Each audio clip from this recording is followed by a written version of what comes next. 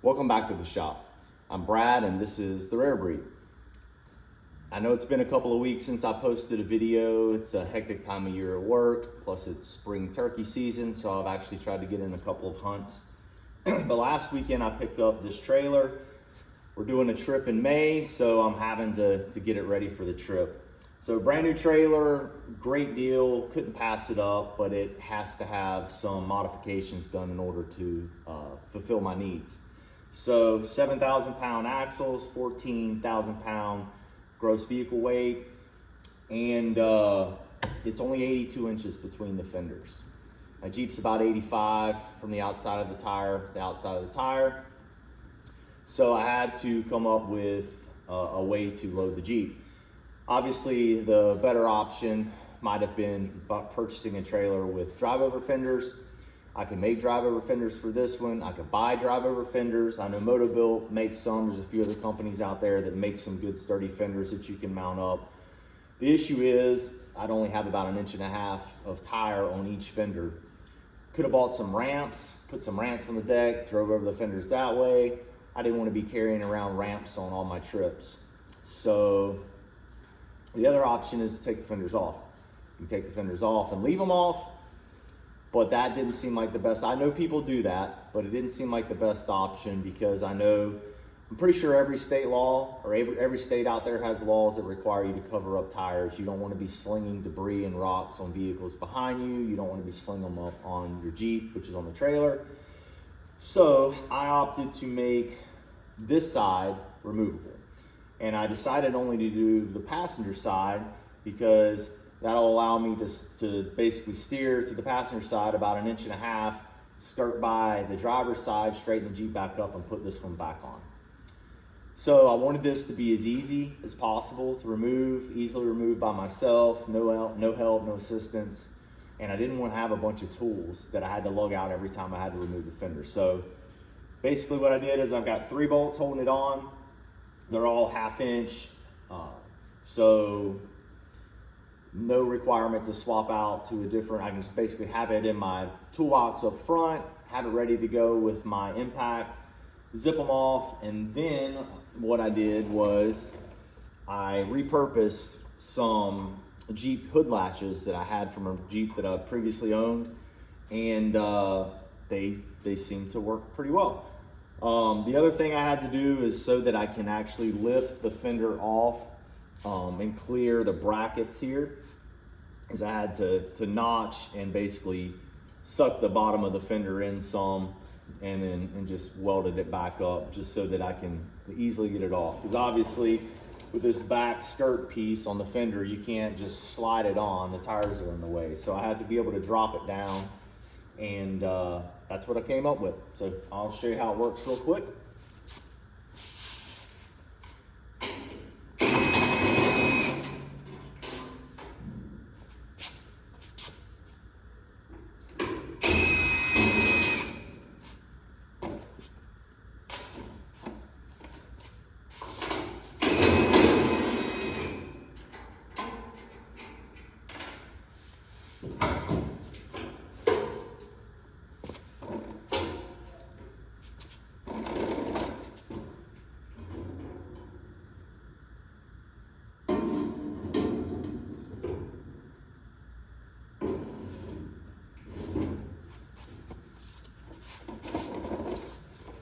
So the other thing I did is obviously to support the weight of the fender, I welded a couple of pieces of round bar to the fender.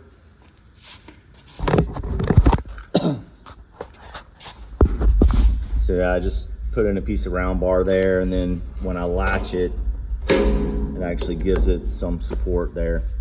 So next up is weld on stabilizer jacks.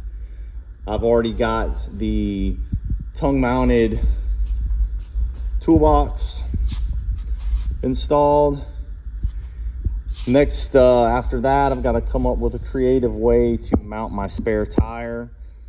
My plan was to put it underneath the trailer, but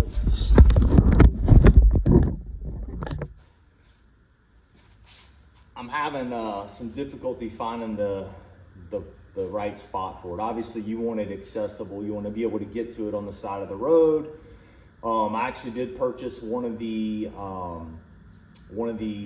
basically winches that you crank on that's underneath every pickup truck out there so that the spare tire sits under the bed. But anyway, I'm still kind of trying to figure that out. I didn't record the process basically because I didn't have a solid plan. I kind of had an idea and then it kind of evolved and I just kind of worked through the issues. But anyway, I'm gonna get these jacks, these stabilizer jacks welded on, and I'll check back in later. All right, to get you up to speed, I've got the rear stabilizer jacks, or at least the mounts, attached.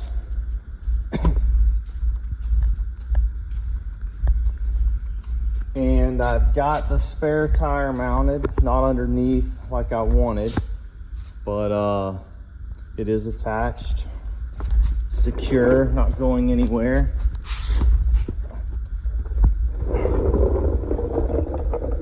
I've still got I gotta secure some boards, but essentially this is what we got. I made a little bearing bracket and ran two bearings together, and it goes up through the wood.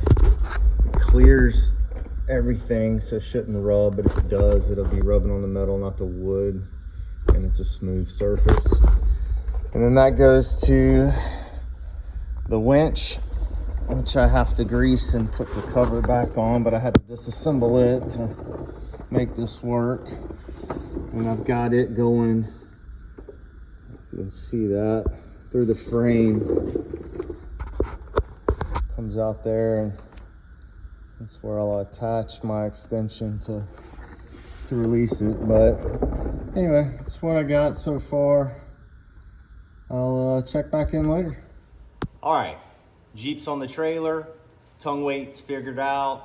I'm at that sweet spot of 10 to 15% of the total weight.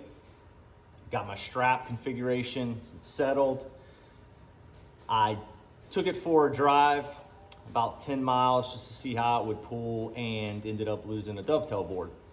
You think that they would secure at least every other board to prevent that from happening, but they did not from the factory. So I've zipped in, I replaced the board, and I've zipped in screws at least every other board, so I shouldn't have that problem going forward. What I'm doing now is I'm adding balancing beads to the trailer tires. I want this thing to roll just as smoothly as it can. Obviously, for the longevity of the trailer, I don't want it to be vibrating and beating itself up.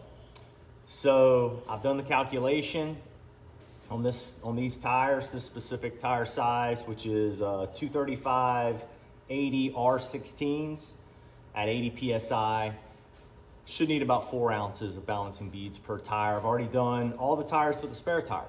So all you need is a scale, super simple process. It beats having to pull the tires and wheels off and take them down to the local tire shop and have them balance them, or use one of those balancing stands that you can get at Harbor Freight or Amazon or wherever. This is the quickest way to do it, and I think it'll be perfect for this application. Don't have to worry about TPMS sensors or anything interfering. So anyway, show you how that's done real quick. Just remember, you're dealing with pretty high pressure here. It's 80 PSI. When you remove the valve core, you don't want to have it shoot out, hit you in the eye, or ricochet off somewhere in the shop. So I'm gonna measure out 4 ounces of balancing beads. I'm gonna knock that out real quick, and we'll go from there.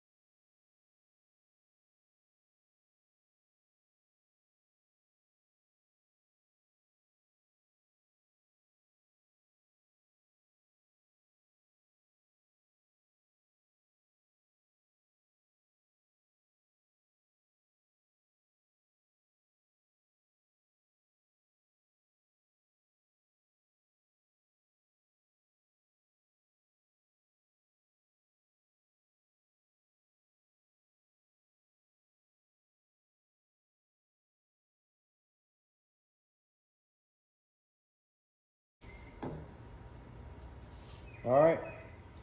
All I have left to do is fill up the tires to 80 PSI. Go ahead and run through a check on everything, make sure everything's buttoned up, and we'll take it for another spin. Thanks for joining me today. Please like, subscribe, and share, and we'll see you next time.